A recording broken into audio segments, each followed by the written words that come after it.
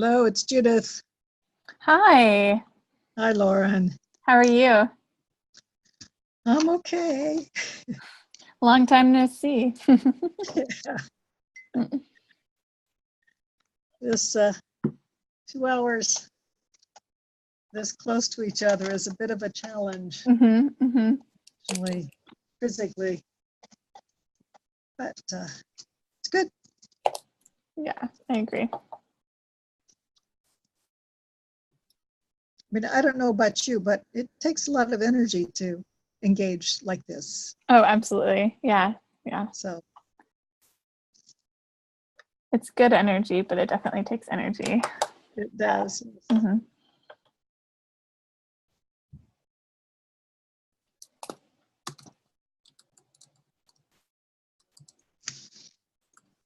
So, how did we find you?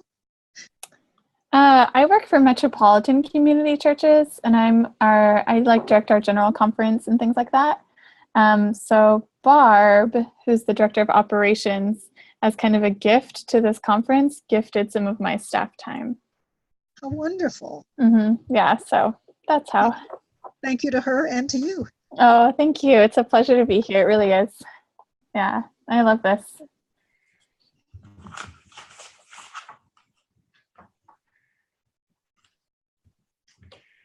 Hello, Jennifer. Aaron, yes. Hello. Carter. So timely. This is great. This is great. Notes. Exactly. Hey, everyone. How So, are you Mark, I doing? take it you're the one with the CLGS account, right? I am the one. Exactly. That's I explain that. A bunch of staff use it, and so it has somebody's name who's not somebody. So we changed it to CLG. That's for the Center for LGBT Studies at PSR. Yep. Hello, Aaron. Hi. Hey. Carter, you're there, but I think you're not connected by the video. That's right. I don't do video. Sorry. Oh, that's fine. We love to hear you. Hello there. So, Hello. haven't heard your voice in a long time. Wonderful. Probably since the WOW conference. Yeah, that's probably true. We communicate often, so it's just, Yeah, it's not that way. Yep. Is this Nancy Crody? Yep. Who else is there? So we have Judith Ray, Ray Bagnuolo, Jennifer Kwong, Aaron Swenson, Lauren Bennett, Carter Hayward, and Nancy Crody. We're waiting for Bill Johnson and Chuck Lewis. So let's just wait a couple of minutes. You folks are prompt. And then we'll go around and people can introduce themselves. But if anyone would like to share anything about their state of being, they can do that while we're hanging on here.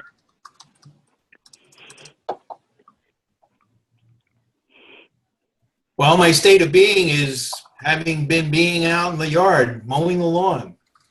Yes. I actually, Gorgeous. I haven't done that for 40 years. I haven't. I've lived in an apartment for. You have to explain why. You have to explain why, Ray, you're doing that there. Well, Excuse me 1 minute, so. Mark Bowman. Hello, Aaron. Hey. Yes. Hey, Yep. Ray. How you doing? I'm good. And folks, nice to meet you all. And I thought we heard your voice. Was I hearing somebody else's voice? I don't know. There's probably a program for that, Mark. Okay. Did you connect via video conference or did you do the phone call? Yeah. If you've not done it before, it might just be easier just to do the phone call. Your name's up here, and I swear I said, Carter, we don't see you, and you said I don't do video. Wasn't that you? That was. Yeah, you're up here, but like, did you connect? Did you click on the camera? Okay.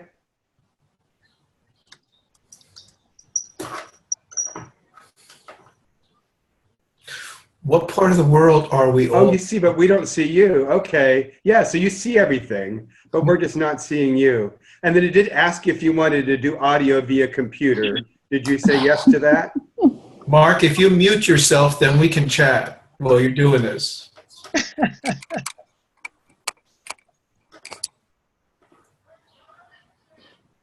Oh, there you go. You did it. There we go. Good. So where's everybody today calling in from? I'm New York, so I'm going to be in New York tomorrow. I'm in DC. who's in New York tomorrow? Lauren's in New York tomorrow, and I live in DC. Oh, well, come on out to Cherry Grove. I'll buy you lunch on Fire Island. Oh, that sounds nice. Sure.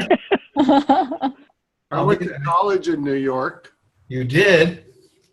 Columbia, as your shirt might suggest. Oh, I thought that was a South American thing. Nancy, I'm sitting at my desk in Philadelphia. Philadelphia. Okay. Rick, you're in LA, right? Nope. Where? Oh, no, I'm not in LA. Not LA. I'm sorry. I do that all the time. Palo Alto? I'm in Palo Alto. There you go. I get Hey, into Rick. trouble with Not in that. the other California. And then is it Jonathan? Jennifer, I'm in LA. Oh, Jonathan. Jonathan's in LA. Yeah. Nothing personal, Jennifer. None taken. So was this Bill Johnson who joined us? I am here. Hello. Yeah. Hello, And Bill. I'm in Claremont, California. Yeah. So Carter I could can't- see us, but she wasn't able to be talking, so she's going to try one more time video. She wants to video with us. If not, she'll call in, she said. So So I can't see anybody. Is that supposed to be the way it is? that's You're calling. when you're on the phone, unless you have a phone that has visual stuff, that's kind of the way it works these days. So, so we're waiting for Chuck Lewis, but I think we should proceed. I'm kind of stalling here, hoping Carter gets connected so she can get introductions. So again, thank you all for, let's actually get going and Carter will join us. Thank you for joining this call today. We did one an hour ago, which was fascinating. So we really appreciate you taking an hour to give us some feedback on the Rolling the Stone Away conference. I often tell folks this is an unusual event that no one has ever done anything quite like this before. So we're having quite an interesting time shaping what happens at the event. So we just want to ask for some of your feedback and listen to you and get you thinking about how you want to engage this event. So thank you for the time. Rick will start us off with a prayer, and we'll do some introductions then.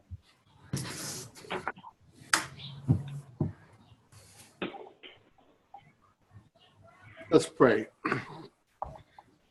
God of many names and many faces, we seek to sink into your presence in this hour together as you move through us and in us to remember, to celebrate, to anticipate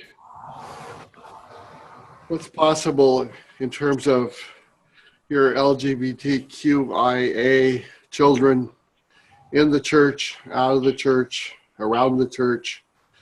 Give us wisdom and understanding, give us some insight and creativity as we think about how we might gather and do this work. We thank you for all your many good gifts. Amen.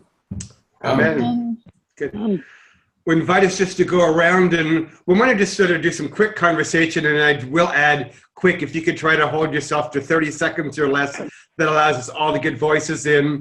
First time around, just introduce yourself, where you're sort of located now, and give us a bit about your historical connection, organization you've been with. So I'm Mark Bowman, actually live in Chicago now for about the last 25 years. My longtime connection was with United Methodist LGBT Circles, Reconciling Congregation Program and Ministries Network, and I'm now the coordinator of the LGBT Religious Archives Network at the Pacific School of Religion, which is a primary group which is convened all the groups doing Rolling the Stone Away. Good to be here. And I'm just going to call us around as my screen goes. So Lauren is next. Lauren. Hi, I'm Lauren Bennett. I work with Metropolitan Community Churches. I am just grateful to be here and get to continue in the work that many of you started. So thank you. Aaron. Hello, I'm Aaron Swenson, and I'm talking to you. I guess I'm the only one from the South. Is that right? No. I'm Carter Hayward's here from the South. Carter. Oh, good. I'm so glad. Yeah, Hi, you're Aaron. in North Carolina, right? Yeah. I'm in North Carolina, right? I'm kind of a strange one because I have only been in the movement since the mid '90s, although I'm probably as old as most folks here. So, and I guess I represent the sort of the late blooming transgender movement. Came up through the Presbyterian Church and More Light Presbyterians, and I continue to work locally here in the Atlanta area. Good. Thanks, Aaron. Rick. Great. Hello, Ray Bagnawalo, and I'm in Sayville, New York. I just accepted a call to serve a Congregational United Church of Christ here just this past January, and it's wonderful to be back in parish ministry. Yeah, I love it. And prior to that, and still with that, I worked with That Only Freely Serve as the chaplain, and have been doing that for several years, and came into the movement, came into the church, a former Roman Catholic, and then a nothing in the mid-90s. And course of events took place, and I was ordained as an openly gay person in 2005 and served a couple of churches, and am now happy to be here on this, participating in this amazing conference that is planned. That I think Mark is absolutely right. We've done a lot of things, but never something quite like this. So thank you for being a part of it, everyone. Good. Judith. Yes, Judith Ray. I am currently in Indianapolis, Indiana. Christian Church Disciples of Christ, and was around to help actually begin the movement within the disciples. And a little later, actively helping Clout get started, and then help the Reformed Church in America get their movement going in the 1990s and 2000s. Good. So started back in the 70s, and I'm now semi-retired in Indianapolis. Thank you. Jennifer. Hey everyone, I'm Jennifer Kwong. I currently reside in San Pedro, California, which is south of LA. And I am a Unitarian Universalist minister and also middle judicatory. The fancy schmancy title we have for it is Congregational Life Staff. And I started out though with the Metropolitan Community Church. So that was back when I was only pseudo-heretical. Now I'm just heretical and out of the closet about it. Yep. And I also served in, other than parish ministry, I was also a community minister, having worked in 2008 with the No One Ate campaign. So I'm even stranger than Aaron, I guess, in that my activism started in the mid 2000s, which with marriage equality primarily, and the other organization I was the founding director for was API Equality LA. So we worked hard to educate the Asian Pacific Islander community on issues of LGBTIQ equality. Welcome, Jennifer. Nancy, check in. Yeah, Nancy Crody in Philadelphia. Probably the first open lesbian in Protestantism, I'm guessing. Certainly the first in the UCC back in 72, 73. Cooperating with Bill Johnson and creating the United Church of Christ Gay Caucus in those days. Kicked out of seminary back in 65 and then sort of hid for a while and then came out again then in early 70s. And I've stayed out ever since. Yeah. So. Thank you, Nancy. Good colleague. Yep. She mentioned your name, Bill, so go ahead, Bill Johnson. Bill Johnson, I'm in retirement in Claremont, California, which is east of LA. And after my ordination in 1972, I founded the UCC Gay Caucus, which is now the UCC Open and Affirming Coalition. And it's good to be with all of you. Yeah. Thank you. Carter. Hello, everybody. I'm in North Carolina, up in the mountains right now, where I retired in an intentional community of women. And I came out in the late 70s, the beneficiary of the work that was already being done by people like Nancy and Bill. And I began in the 70s to teach theology of sexuality and sexual theology and eventually queer theology, and spent about 3 decades learning a lot from my students and from other colleagues who were either on their way out or already out. We were beginning to deal with the trans movement in the decade before I retired, which was, I retired finally in 2005 and settled in North Carolina permanently. And here I work with the NAACP trying to help make connections between gender issues, sexual issues, racial issues, class issues, environmental issues.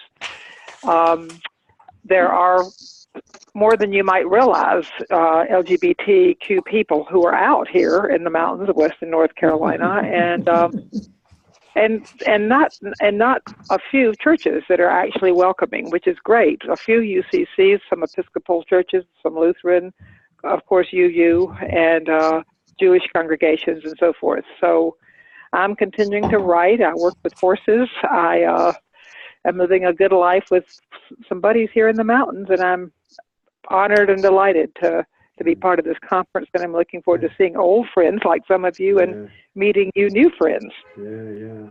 I think Chuck Lewis is here, correct? That's right. Yep. I'm Chuck Lewis and came to San Francisco in 1964 to develop a mission parish for the Evangelical Lutheran Church in America. At that particular time, there was a conference that was held here called the Mill Valley Conference, out of which came the Council on Religion and the Homosexual. I was a member of that immediate council and stayed with it for the 10 years that it existed, or that it was here in San Francisco. Bill Johnson knows all about this because he was part of the original founding of it. Originally, I came here to develop a mission, but that mission was to be focused on the homosexual community, as my boss told me, and see what I could do. The result was that I became part of the Council on Religion and Homosexual, and the result of that was that a dance was held on New Year's Day Eve, 1965, which was raided by the police department. That's essentially, I was at that dance and took pictures of the police taking pictures of all the people that entered and left. And that's essentially where my passion began to be part of the movement. I actually came out probably about 1968 at one of the conferences that CRH held here in San Francisco. And the result was that since then, most recently, and I'll bring it with me, Mark, or I send it to you ahead of time, a documentary that was done on that original dance here in San Francisco, and it's called Lewd and Lascivious, because of the people that were arrested under that ban. Good. Thank you, Chuck. I might even wear my T-shirt, which has it on. Lewd and Lascivious. Thank you, Chuck. That is great. Rick Mixon, check in. Yeah, for those you can see, it says Randall. That's my father. I'm Rick. I'm currently the pastor of the First Baptist Church in Palo Alto, California. Guys, this is like, I got to mute myself because this is like old home week. But Bill Johnson took me to my first gay bar in about 1970. Remember that bar tour? And you weren't the only one, honey. Yeah, it was part of the first class taught at the Graduate Theological Union on gay issues in about 1971, I think, 72, something like that. And I go back with some of the others here. Anyway, as far as I know, I was the first openly gay Baptist to be ordained, and it took me 73 years, but in 1996 I was ordained. So, and I'm part of the planning team. Good, good. Thank you. Great. Well, let's do one more. Welcome, everyone. What a rich collection of colleagues and friends and folks this are. If you're kind of following the agenda, there's a couple of questions here, and I'll invite you to answer one of them. And I'll say again briefly, so we want to talk more about the conference, but either talk about where did your energy, passion come from those decades ago when you were involved, when you were engaged, or what's one thing you would like to be remembered for? Don't answer both. Answer one or the other. Where did your passion, energy come from? Or what would you like to be remembered for? And I won't call on you. I'll let anybody speak up. Go for it. I'll go first. This is Bill Johnson. I'll answer both with one answer. I have very little tolerance for injustice. And that's where my passion came from. Good. Thank you. And that's what you'll be remembered for. Yep. Thank you. Someone else. Oh, go ahead. This is Carter here, and I realized that ever since I was a very small child, I experienced God and sexuality is very close together, and often it's the same energy, sexual energy, spiritual energy, and I hope that my life will be remembered as someone who tried to help keep that reality alive, or give it voice, and to help make that connection between sex and spirit. Thank you. Someone else speak up. Chuck, go ahead. Go ahead. All right, Chuck Lewis here. A thing I'd probably be remembered for is the parties that we've held at our Synod Assembly, which began way back in about 1974 or 5. The party gathers together all the Reconciling in Christ congregations at the Synod Assembly, and anybody else who wants to meet and greet openly identified gay and lesbian, bisexual, and transgender people. So that party has continued on for all these years, and it's been one of the ways that we've expanded our contacts in the Synod. Good. Thank you. Thank you.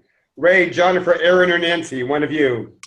Go ahead. I would like to be remembered for being one of the people who opened the church's doors up to people who were gender nonconforming and transgender.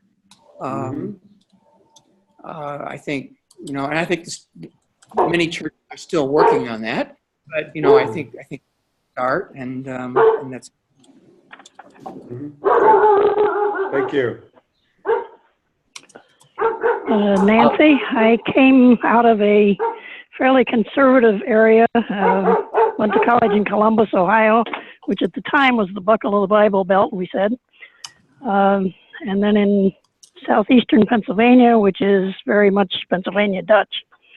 So I have worked in very conservative areas, but I refuse to go away. So. That's so great. Thank you. Thank you. Jennifer or Ray?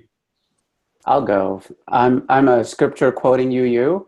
Faith without works is dead, according to James, right? And so for me, a church that doesn't put its faith into action might as well be a church that, I'll happily close down. So for me, a church that phone bangs and works towards justice is a church that's alive and where the Spirit of God lives. Good. Thank you. Ray?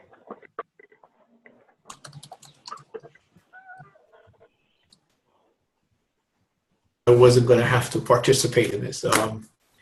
But thinking about it, I think I would like to be remembered that in the midst of all of the struggles we know and all that we have been through, and the fabulous people whose paths have become part of my community, that I'm very grateful for, that we never lost the joy of living deep down underneath, to the degree that no matter what was going on, we knew the presence of God was there, however we knew God. And that it wasn't about dancing on a head of a pin, but it was something much greater than that, that still made it possible for us to laugh and to love and to do the work we've been called to do. Thank you. Thank you. Good.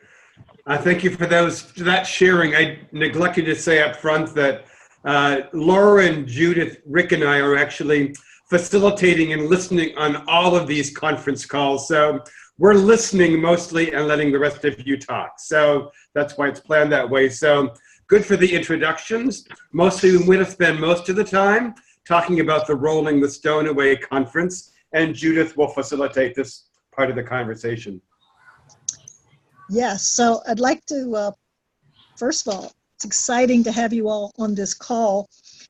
Want to make sure you all received the schedule that Mark sent out to everyone with at least the brief outline of the schedule and our goals for the conference. Were there any general questions about that? No, this is Carter. And hi, Judith. It's really nice to hear your voice. Yes, it's good to hear yours. Well, my only question, and you'll probably get to this unless you told us this before I got on the call, is the connection between the pre-conference and the conference. What your hope and expectation is there in terms of us. But the Monday, the 30th, and the half of Tuesday, how we presenters fit into the pre-conference as well as the conferences. Is there a plan for that? Well, there is the beginning of a plan, absolutely. Okay. And the first part of the plan is that we all who are presenters and leaders will have basically one full day just to ourselves before everybody else arrives. So it's the pre-conference is for us to spend some time actually connecting with each other. Great. And doing some of the old time reminiscent. And okay, so the pre-conference really would be the people you're talking to on these calls. Exactly. All of us together getting reacquainted in one place. That's correct. Okay, great. Okay. And we hope to have some very rich conversations and storytelling during that time among ourselves. We will be videotaping throughout the conference, and we can tell you more about how we're going to do some of that videotaping and storytelling. So thank you for that question. It was really helpful. I have a question. Are all the sessions plenary type of sessions, or are there breakout groups and individual workshops as well? Thank you. If you look at the schedule, specifically session, let me see. Sessions 4 and 5 are specifically expected to be breakout sessions. At least that's the current plan. And the rest are generally designed as plenary with various configurations of that plenary time. Right. Okay, other questions? This is Bill. In session 3, it says the 1960s, 1970s. In session 6, it says 70s, 80s. And I'm wondering if that should be 80s and 90s. Because the next session, which is 8, is about the 2000s. Yes, I think there were some typos in terms of decades there. We'll get that straightened out. But the point is, I wondered about that too. Yes. I think the schedule looks great. I do too.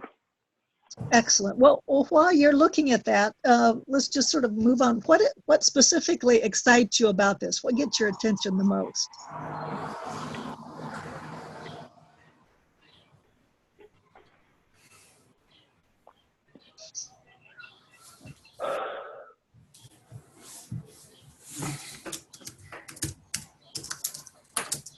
Anyone?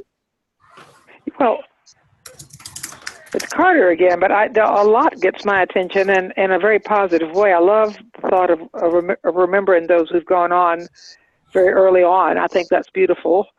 I like the chronological shape of this, because there'd be so many different ways of shaping such a conference, obviously, but I think this is as good as any and maybe better than most. And I think it does give all of us probably a way of beginning to imagine where we ourselves could be most helpful.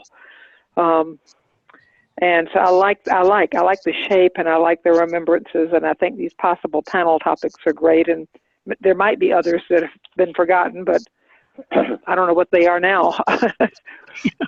Well, thank you for that. Appreciate that feedback. Are there others who can say what specifically? Yes. Yeah, Chuck here. I'm impressed by the schedule as well as Carter, and especially to share some of the growth and experience of the various groups across the country. We don't all have the same history, but we certainly can learn a lot from each other by this schedule and the way it's put together. Mm-hmm. Excellent. Yes. Thank you. Others? This is Bill. I have a question about the simultaneous panel discussions. Is this a presentation, yet another presentation, or is this a group discussion? Or is it both? Because there are no time designations on this schedule, I don't have any sense of how long these sessions are. And I love the topics that you've come up with. I think they're excellent. But I'm wondering, when it says 6 simultaneous panel discussions, are panel discussions meaning there's a panel of people who are going to be presenting, and then there's going to be a discussion with them? Or is there going to be a discussion, is it going to be just a discussion group about a specific topic? I guess that's my question.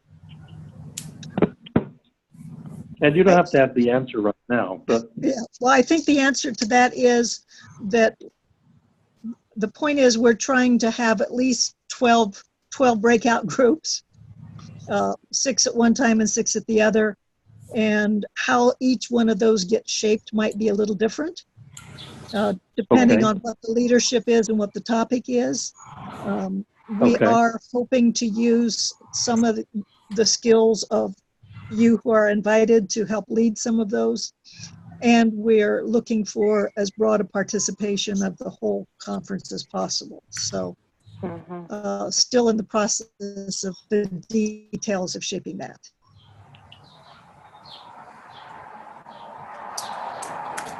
This is Jonathan. What I like about the schedule is that there's ample time for storytelling, and being able to sit at the feet of elders is definitely something that I've treasured growing up.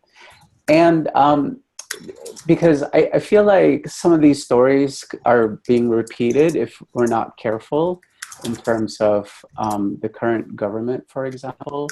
And so how do we keep changing the story and empowering ourselves to tell these stories? Because it's by changing the stories that we change the world. And the other part I really love and resonate with are the rituals. I love that we begin with ritual and we end with ritual.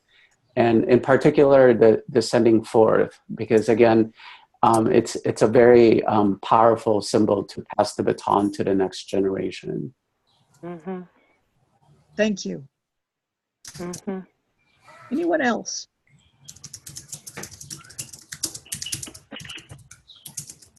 And I suppose while we're thinking about this, if you could think specifically, sort of the next 2 questions that were on your list, is there something missing, some topic or theme missing that you might want to add? And how do you see yourself participating or contributing in some way in any one of these? Where would your passion lead you?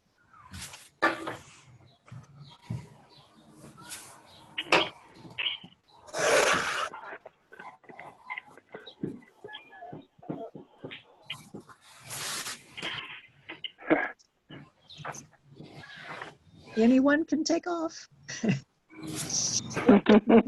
One of our goals of these calls that we're having, like this 1 hour, is to really hear from you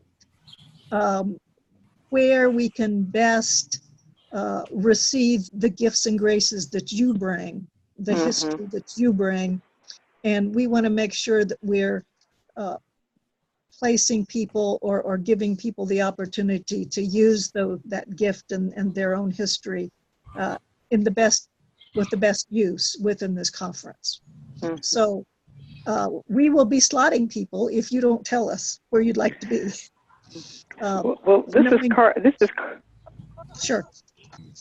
I just said this is Carter again, and I'll go, and maybe that will inspire others to leap in here too. But I think I can see myself participating in a number of different slots, so I'm not wed to one or the other. Like Jennifer, I love the rituals and the celebrations, and that's all wonderful. But I don't feel like I have to be one of the leaders there. But I'm glad we're doing those.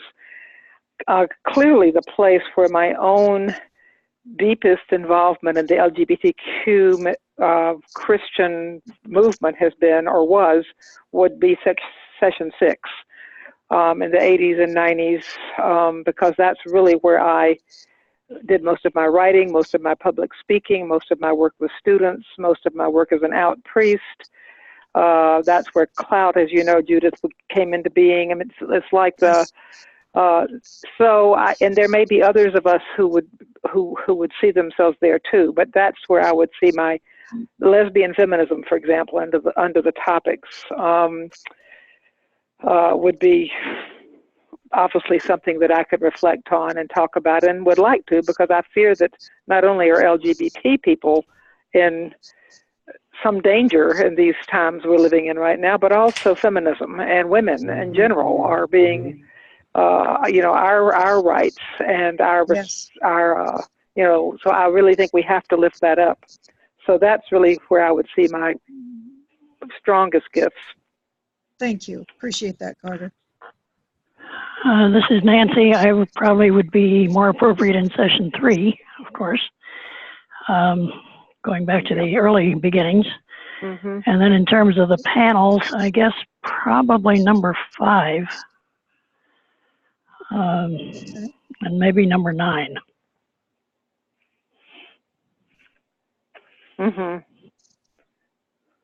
Excellent. Right. This is Chuck Lewis, and I think I would see myself in either session 3 or 6, because I was involved from the very beginning back in 1964, and shortly thereafter the founding of Lutherans Concerned, which became Reconciling Works, as it came into being in the 1970s and into the 80s. So that's a place where I could probably do the most sharing involving my history. That's helpful. Thank you. And any topic that really energizes you, Chuck?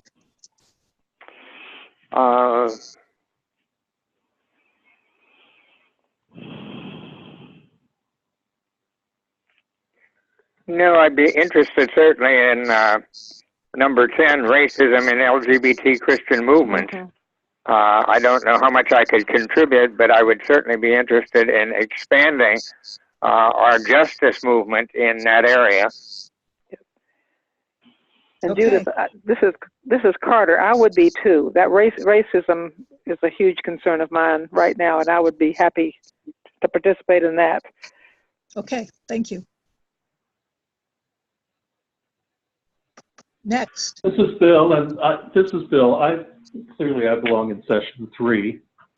I could certainly help create. I think it's important for people to understand the context in which all of this began, and what we were all, what the situation was, especially for new activists who don't have that history under their, they don't know that whole history, and nobody's going to know it after the conference either, because you can't tell that whole history, but that's the session that I resonate with the most in terms of the panels. It occurs to me there's something missing here, and that is the shift from the movement work to denominational work, which is a shift that I made after the coalition was up, the UCC coalition was up and running, had its own leadership, and I began working for the United Church of Christ, doing LGBT and HIV/AIDS work. And I know that there's been some of that denominational work in some other contexts. So that might be a possible topic that needs to be added. And I would certainly be able to talk about that. Absolutely. Because I was in touch with, you know, people in all the denominations in my role in the UCC. So I know some things about what was going on. And I think the CRH history is a very important part of that early story too, because many of the denominational groups got started because of the impetus that was stirred up by CRH.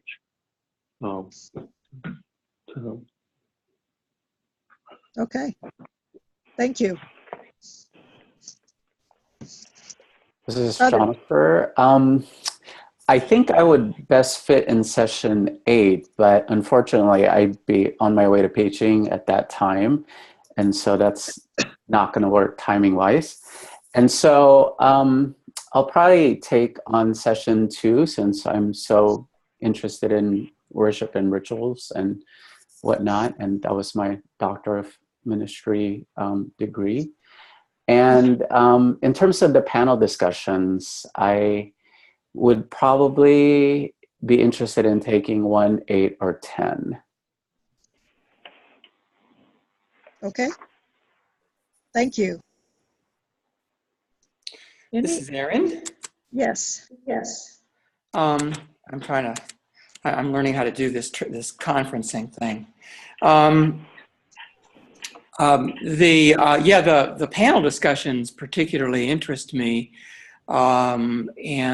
Of course, I think emerging trans identities is a very timely subject. I'm probably not the best person to do that, although I'm knowledgeable about it. I would hope there would be some younger trans folks able to sort of address some of those things. I do know lots of folks who are able to address that, and perhaps they'll be there so that we can do that. I'm also interested in session 6 and how in the world the Presbyterian Church USA still has not. I mean, we use the T, and we've actually had the word transgender said in a General Assembly meeting once or twice now. But in terms of really embracing that as a part of where the church is going, we haven't done that, and I'm not exactly sure. I think other denominations are more well equipped to do that than we are, but I would love to participate in something that would help sort of move that discussion along in the Presbyterian Church. Excellent. Thank you. So, as you continue to think, I see that Jennifer added a little note that wanted to add 12, which prompts me to just say, as you're thinking about this in the next few days, especially if you think of something either that we've missed that you just want to make a note about, or something you're especially interested in, if you just send Mark an email, and we'll add that information to our notes. Sometimes put on the spot in 1 hour, things slip by, and we later want to think, oh, I could have said that. So we'll be glad to hear from you in the next few days if you think of anything else to add to this conversation. I think only one other question. Do you have anyone to recommend that we might invite as a guest or presenter that you have not seen on the list? Somebody we might not have thought about?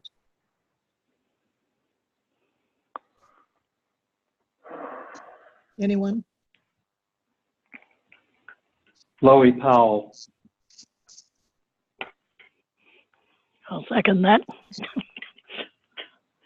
Okay.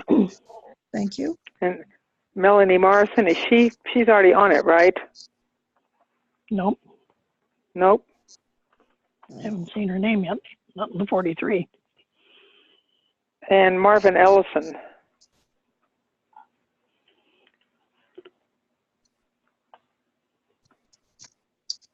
Anyone else? Thank you so much. This is exciting, and we're looking forward to all that's going to emerge as we get together and share our stories and look to the future. We are going to move to logistics, and Lauren, I think, is going to have a few notes for everyone about logistics. That's correct. Thank you. Thank you for a great discussion so far. So just a few notes on logistics. Many of you have published important works to the movement, and we want those to be available for folks to look at or purchase. We are planning on having a bookstore available during the conference. So if you can please send titles of your books or things that you've printed, if it's worship materials or things like that too, please send them to Mark so we can make sure to ask our bookstore to have those available for folks. Another thing that we're looking for, and kind of an effort to do some archival things and also to have some fun at the conference, is to send in some photographs. So the first request is to send in a childhood photo of yourself. The second request is to send in some early pictures of activism or events. Chuck, it'd be great if you had some of those pictures you took at the dance in '65, things like that.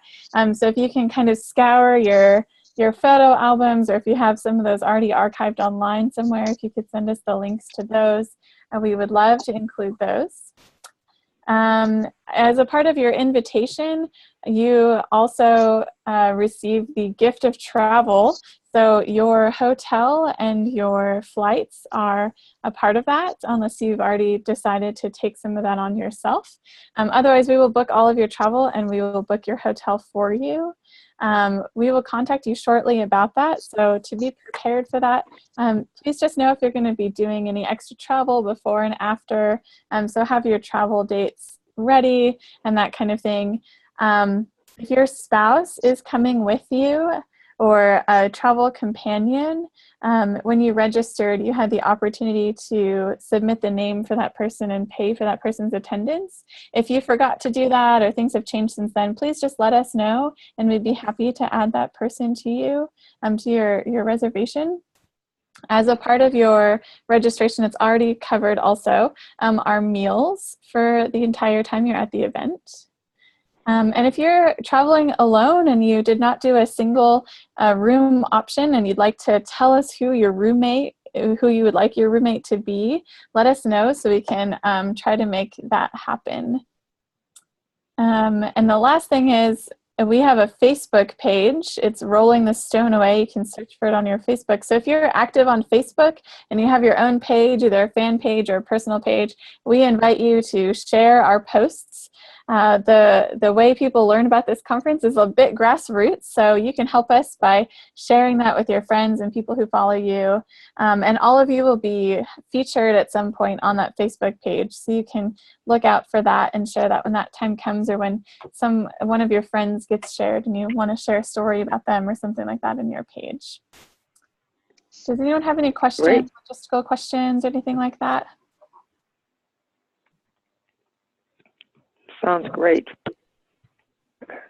Lauren, thank you so much for coordinating this work. I did have a question about the meals and ground transportation and whatnot. Do we get a per diem or do we get reimbursed?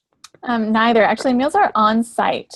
So there'll be a big room with rooms on site. So if you have any dietary restrictions that you haven't already let us know of, please let us know so we can work with the chef for that. And ground transportation, there's a free shuttle that goes from the airport to the hotel. You can actually see the airport from the hotel. The hotel is really beautiful. It's like all marble everywhere. It's gorgeous. But you can like see the airport. So it's quite close. So it won't be a long trip. Great. Thank you. I saw a question that you offered to in the chat. Do the books have to be written or edited, or can they be chapters that contain your work? They can be chapters that contain your work also. And all of them are kind of subject to availability from the bookstore. So if you could just send anything in, and then we'll see kind of what we can get. And if you have a certain publication that you think is kind of best represents your work, or you'd like to be made available kind of more than the others, you can let us know that too. Okay.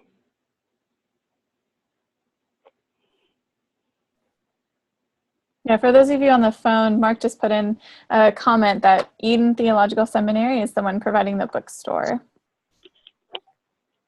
Hmm. And Lauren, can you clarify what you're using our childhood pictures for, other than blackmail material? Actually, blackmail material is it. You got it. Sorry, no. We wanted to do like a fun game where people could guess who the person is or something like that. It's a little nebulous, to be honest, but that was one of the ideas that the marketing folks had an idea to do. I'll add, one of the gifts of the hotel is we have a very, very large resource area in which a lot of organizations and groups, historical groups and coalitions groups, can have displays. We're also trying to think of some fun interactive activities that might go on there around storytellings or remembering things from our past. So if you have any suggestions for sort of creative, interactive, historical kind of activities that could take place in this lively resource center, that would be greatly appreciated. Okay. Do you want, this is Bill, do you want like relics? I know what I mean by that. I don't mean us. You mean your Not all of us, Bill. I realize a number of us will be relics, but You've already been invited, Bill. no, I'm thinking about things that were important to the religious movement that that many people probably have never seen. I'm thinking, for instance, like the last 2 issues of Motive magazine. Mm-hmm. Yeah. I'm thinking about things that are physical, that Right. a display of things where the religious movement issues got raised in a public way, sometimes to great detrimental effect, like the end of Motive magazine, Yeah. Trends magazine, things like that. Mm-hmm. I mean, I know that there's some in archives, Mm-hmm. but Yeah. I'm just wondering if anyone's is trying to dig that stuff out. I can speak And to there are that. books, Yeah. Finish up, Bill. and books out of print. There are Right. books out of print. Yeah. So let me get back to you on that. Originally, when we were first planning this event, one of the ideas was that all of you would bring like historical records and documents that you had. But we frankly got some feedback from historians and archivists. No, don't do that. That's just going to be messy. So we're going to be talking with you about how you preserve your records there, but really not inviting everybody to bring a lot of material. Having said that, I think you're exactly right, Bill, that some selective displays about the history would be a very wise thing to do. So we'll just follow up with you and a few folks who would have those sorts of things to talk about how we do that in a limited yet instructive way. So that's very good. I'm happy to have that conversation with you, Mark.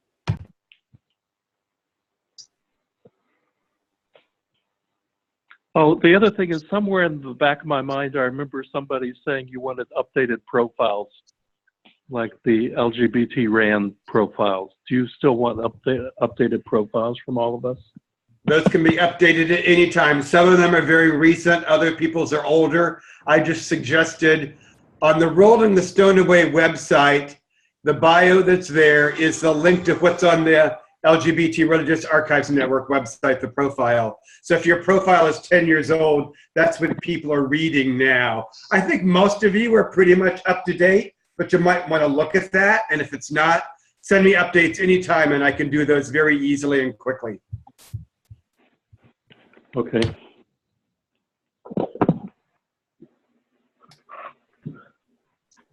Good talk. Yes. So are we ready to wrap up? Yes. Yes. Yes. Yes. Go for it. Well, that's my role. I just want to make sure we're ready to move. Yeah. Thank you all for the gift of who you are, and for your gracious share with us this in this hopefully momentous event. You know, I just have to tell a little story. In 1965, when I was 18 years old, I came to the American Baptist Convention in 1965 as a high school graduation gift. And in the back corner of the exhibit hall on a table was that little olive green book from Council on Religion and the Homosexual, which was a huge piece of my coming out. And I still have that. And so maybe I'll bring that, Bill. Good. That's the kind of relics I think you're talking about. Anyway, Thank you all for this conversation, helping us with our nebulosity. This conference is one of those brilliant, creative seeds that comes from Mark Bowman.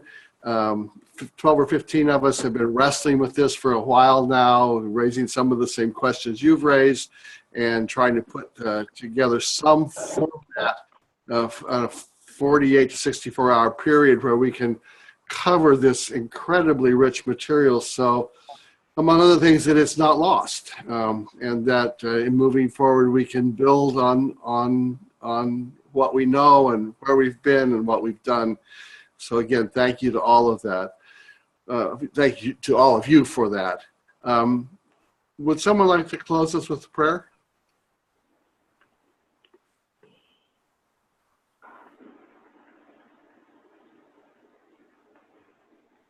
If not, I will. Thank you, God, for the gifts of all this present here. We know that our gifts are gifts from you, and we give them back to you gratefully and hopefully graciously.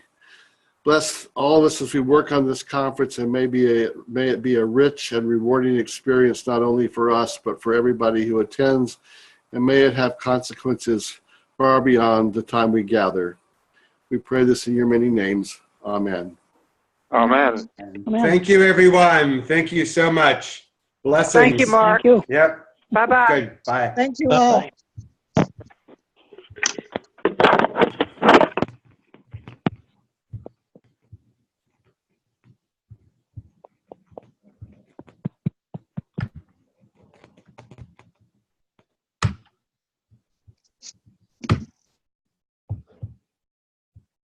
Ray didn't stay. Well, He was just participating. So, what a diverse group of folks we had. That phone call was totally different than the other phone call.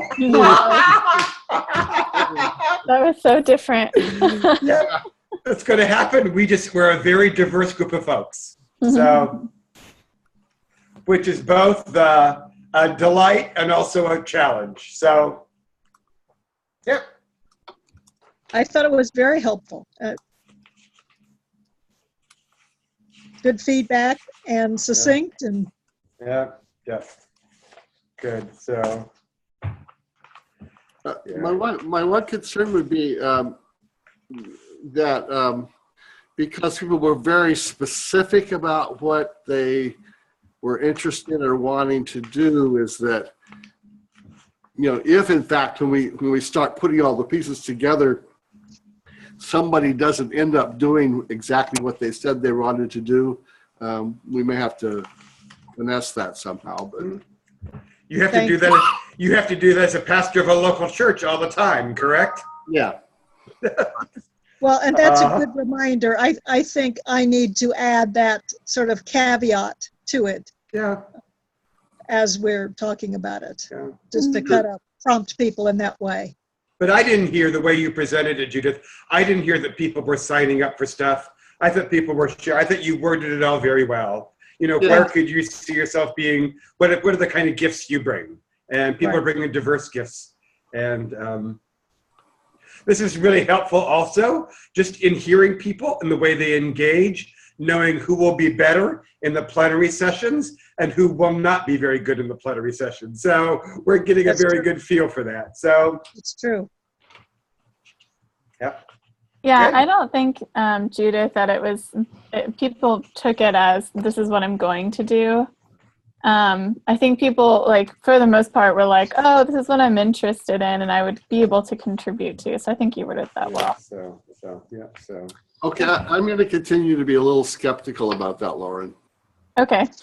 I think we should watch for it at least. Oh, definitely. Yeah, I agree with the caution, but yeah. And it's interesting how people on this one really took it as like, oh, session 5 or 6 or whatever, and the other people were like totally different. Totally different. So this is lightweight. This is lightweight. So yep. So I love to listen. So this is I really question how wise this would be. We're doing a very wise thing. Both we're learning, but we're also engaging all these folks. They're getting engaged now. So thank you for the commitment of your time to make all these happen. It's just very, very, this is really going to pay off for us very much. I concur. I think it's really a good idea. We will do much better off, Rick, having had this conversation and making assignments as opposed to just making assignments without having this conversation. That's where I think we would get a lot more flack. So. Yeah, absolutely. I guess one thing I was thinking is that we've got 11, 12 people on this call, but people are aware that there are at least 45 or other people that have been invited, right? I mean, yes. They're not thinking that this is just us. No. Right. I'm sure that's clear. That's been very clear. Someone in Nancy Croder even said 43. She read the number. So Nancy said it. Good. Yeah. Nancy Croder. Good. Okay, folks? Okay. Good. Take a break. So we're just we don't need to get on before the next call on Friday, do we? We'll just join the call. We're fine. We're good. Yeah. I just have to wake up. Do you need me to call you or something? No. Would you like a phone call? No, you don't need to call me. Do you want coffee delivered to your door? Yes, that I would like. Okay. Thank you, Mark. Thank you, everyone. Yeah, great job. Yeah. And I've scheduled Carl Bean and Deborah Johnson since we've talked. So I just have a couple more folks to go. We're all scheduled. So look at you. Nice. And all these people everybody joined this call. Yeah. I was impressed. They were there. So good. Thank you. Have a good evening, folks. Thanks. Bye. Bye. Bye.